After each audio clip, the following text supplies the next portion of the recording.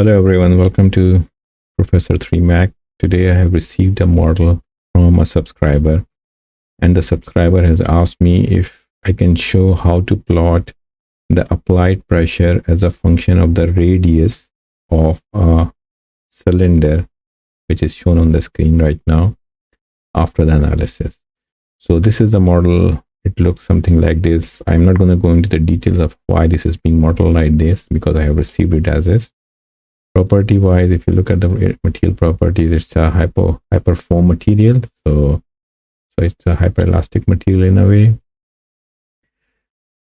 Stepwise, it's a quasi-static general step with a total time of 1, and time increment is 1 exponent minus 5 at the start, and the maximum is 0.01 to get convergence. There is no interaction. Loading wise, we have a pressure load which is acting on the internal surface here, as you see, and it's around 1.59 without going into the details of the loads, and it's applied in a ramp fashion. This means it increases from 0 to 1 in a linear manner. Then these are the symmetric boundary condition, which you can see here.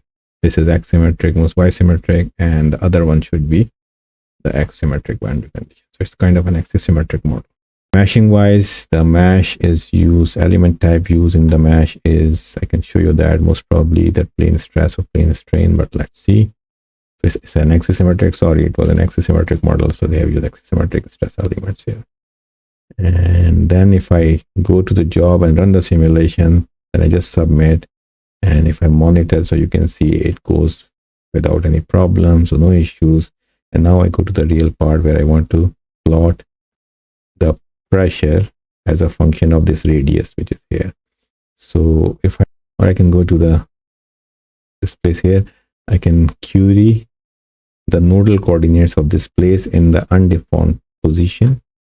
So if I ask for the node, say okay, give me the nodal coordinates, then the base coordinates are 10 here.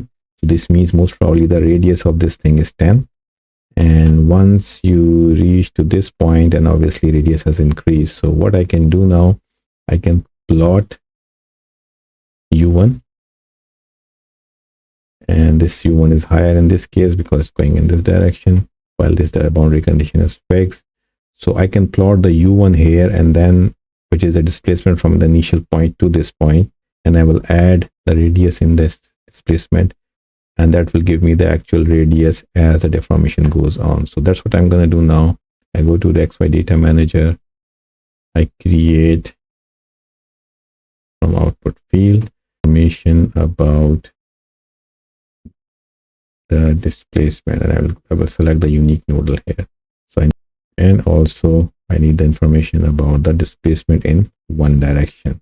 Then I will select this actual node which I want to plot here. Then I will say save here. Now it's selected, save, and I press OK. So now I have displacement looks okay. It's something like this. I think the best way would be if we take this data into Excel and then play with that. So if I just copy it, and if I open Excel now and I paste it here, so this is the displacements, and now for pressure I can say that pressure is equal to the time, because this is the time times the actual pressure which I have applied in the model. So the pressure in the model was around, if I go back to the load and if I look at the pressure which I applied, this was 1.59. So I will basically select or give the value to be 1.59. And now if I double click, then obviously I have the displacements and I have the pressure. Now I can basically plot these two, and I can plot any graph which you want. So I can go and plot, let's say this. So this is how it looks like. The vertical axis is the pressure, which goes up to 1.59, and the horizontal is the displacement. This is the displacement. Now if you want to have the radius, then as I said before, we insert the column and we basically add the displacement and the radius together, which was I think 10. as we found out in the model, and I will just do that.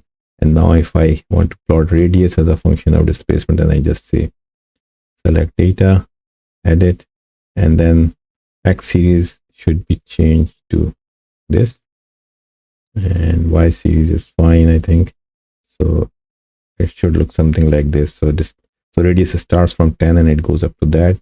You can play around with this and you can say that, okay, the minimum should be 0, not 0, but like 10, because it starts from 10, and maximum should be there. So this is now in terms of radius. Initially the radius was around 10, and after a total pressure of 1.59, it becomes around 16.8412. So this is a solution, one solution you can do. You can do the same operations in ABAQUS as well in the post-processing module, but I think this is the easiest way of doing it. So I hope you find it useful. All the best, and if you have any question, then please comment below and I will try to answer as soon as possible. Thank you very much. Take care.